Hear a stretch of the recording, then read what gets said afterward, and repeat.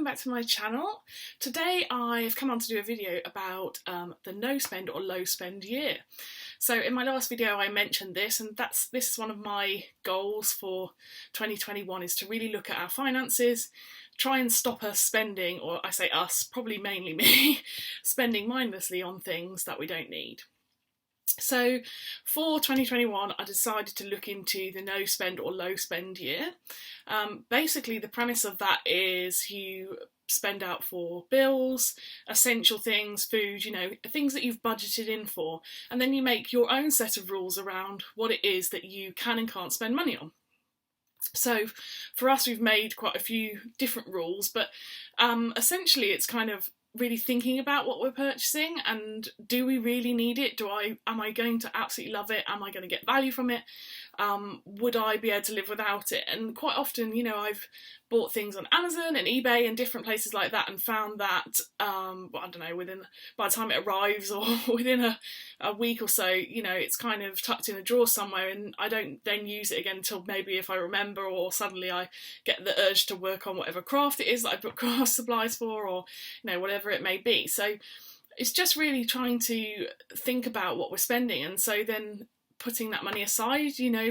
We are paying some things off and we're trying to save for our first home, and we don't have a lot of spare cash after our bills come out. We pay our bills on time and everything. We budget for food, although we don't have a huge food budget, so we do have to really plan and be careful with that. And we have in the past gone over our budget quite regularly because, I don't know, we've bought some treats, or we bought a takeaway, or just sometimes we maybe haven't planned as well as we could have done and ended up buying things that we didn't use or that didn't make a complete meal. So therefore we end up going to the shops, going in for milk and bread and coming out with £30 worth of stuff, which is so easy to do when you go to the supermarket.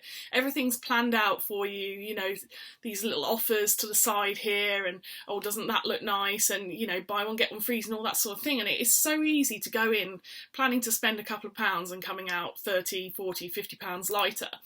So we do most of our food shopping online anyway, so that does really, really help with budgeting. And I do tend to try and sit down and think, okay, what meals are we going to have this week? What do we need for lunches? What do we need for breakfast? We tend to have similar things for breakfast, a couple of things that we have for lunch, like jacket potatoes, sandwiches, pasta, whatever it may be. But tea can often be, or dinner, depending on where you're from, can be a tricky one, and I absolutely hate cooking, and I would say the bane of my adult life is thinking about what we're going to have for tea. Absolutely hate it. Can't stand trying to work out what we're having, but it's something I have to do to try and figure out, the money and how we're going to stretch the budget and all that sort of thing. And definitely since the pandemic and lockdown, all those things, prices have definitely hiked up in the supermarket.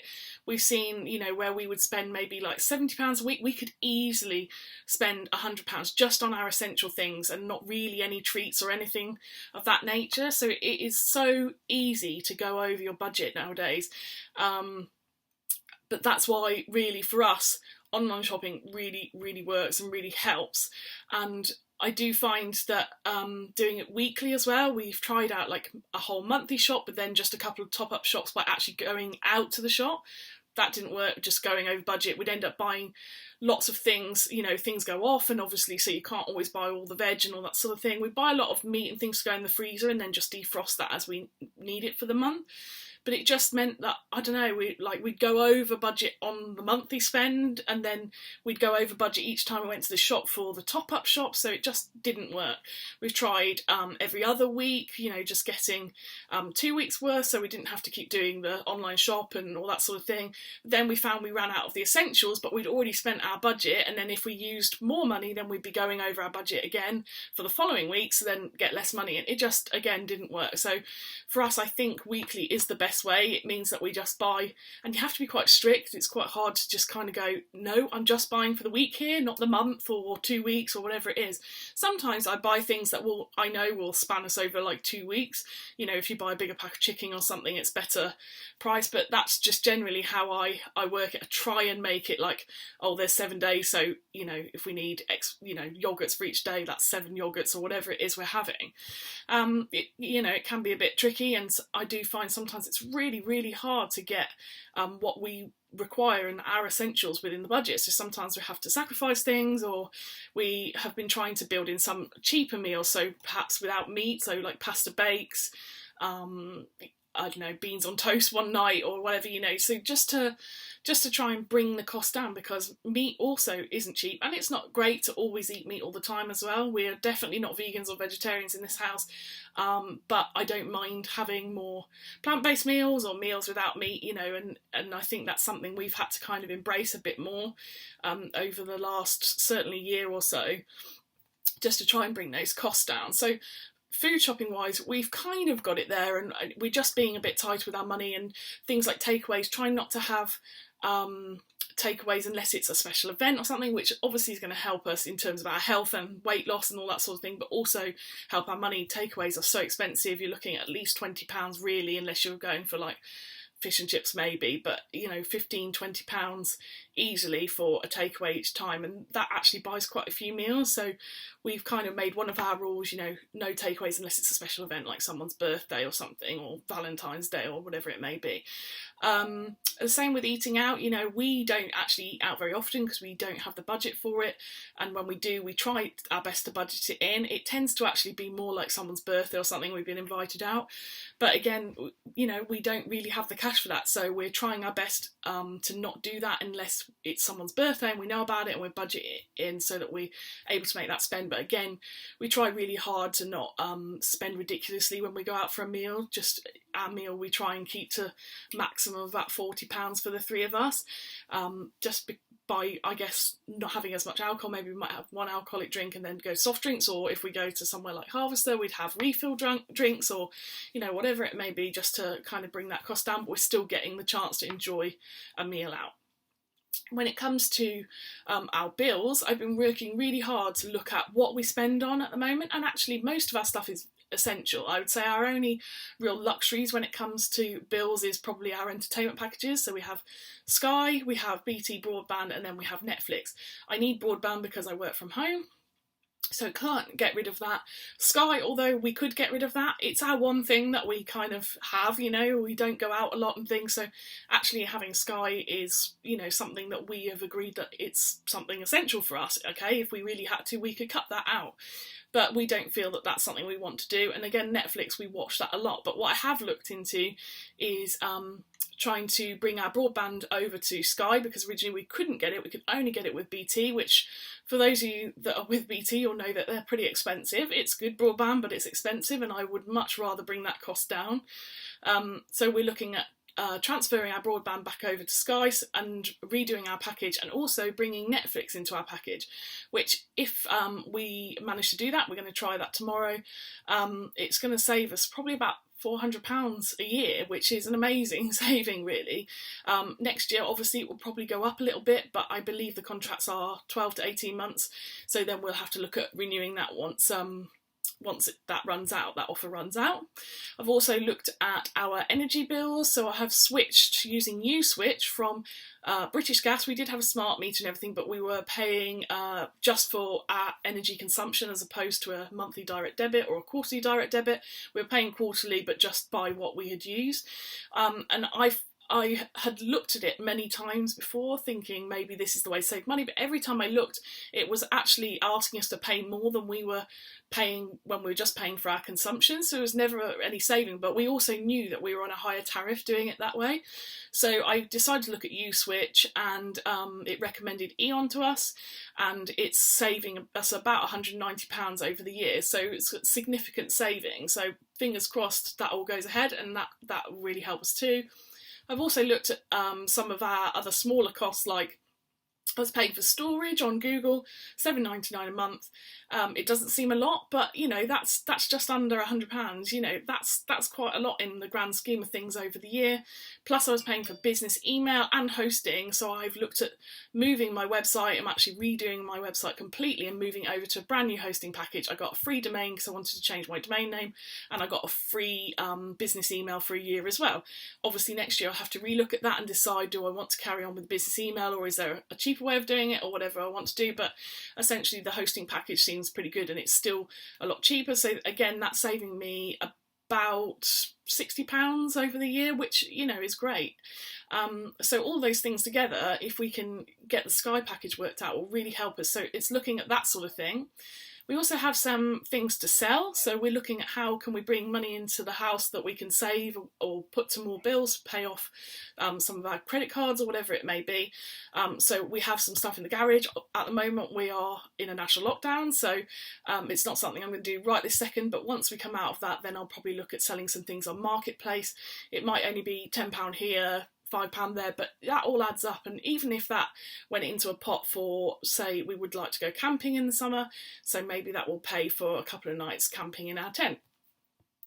So yeah, so the other thing, the rules that we've put in about spending is I would rather spend on experiences rather than things this year. So I'm not saying, we're going more of a low spend. We're trying not to spend on things that we buy. I buy a lot of ebooks, I buy music, craft things. Those are kind of my obsessions and the things that I buy a lot. I also like to buy homewares and different things like that, but I'm trying to not do those things. I've got plenty of books to read, so I don't need to buy any more until I've read what I've got. I've got plenty of music, craft supplies I've got everywhere, and so I just need to actually do the crafting of the hobbies that I've already bought the supplies for.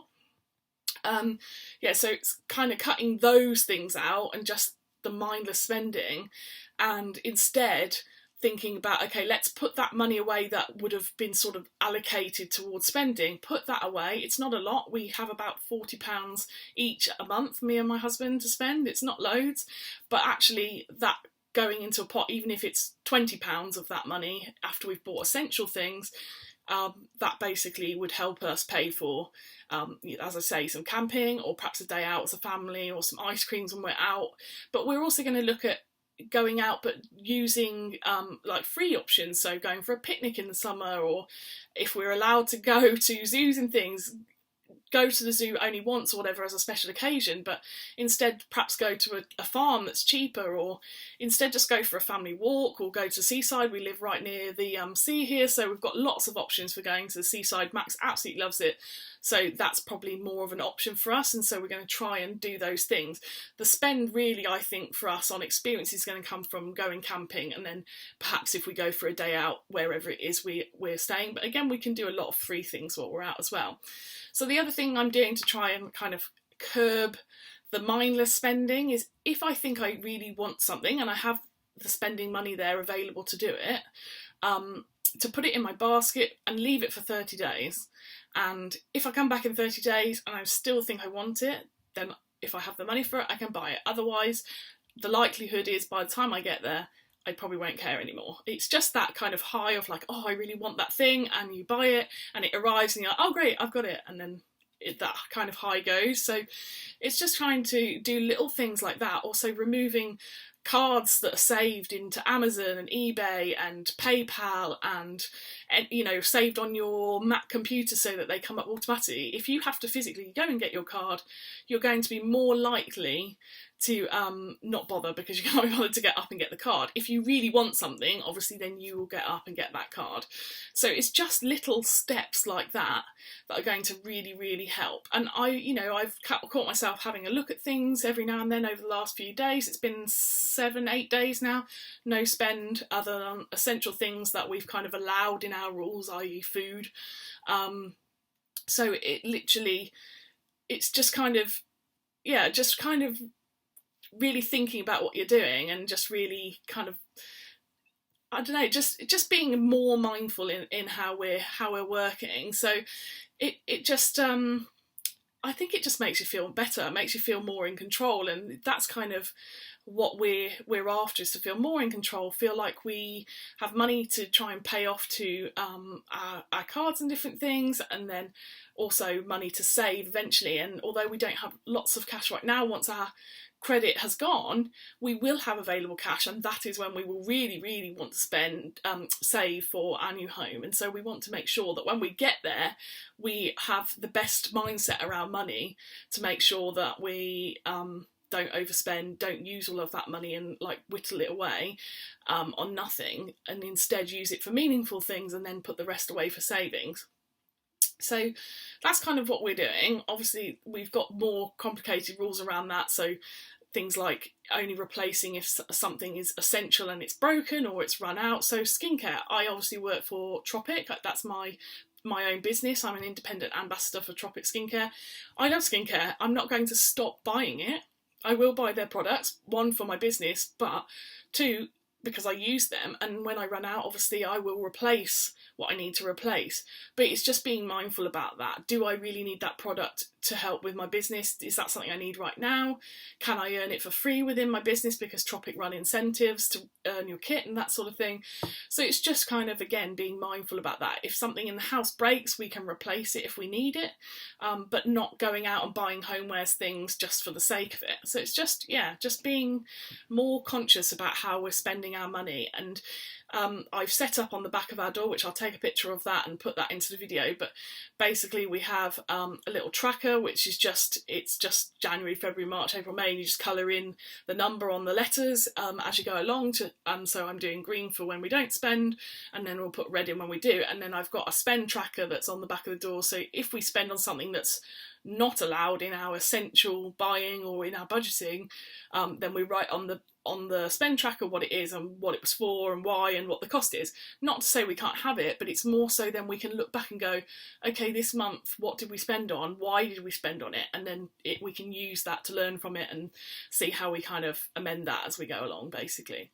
So yeah, so if anybody's got any questions about no spend or low spend year, please do, drop in the comments. But yeah, I'd love to hear if any of you are starting it, or how you're doing it, what your rules are. Yeah, and I'll update you as we go along, and perhaps at the end of each month or whatever to say how we're getting on, or if I've got some new tips or ideas to help you out, then I'll do that. If you've got anything else that you would like me to do videos on, then just let me know. I'd love it if you subscribe to my channel. Obviously my channel's very new, but I'm hoping to grow it and put more videos out, so if my videos have interested you so far, I'd love it if you subscribe, and if you like this video, give it a like. Hope you have a great day and speak to you soon. Bye!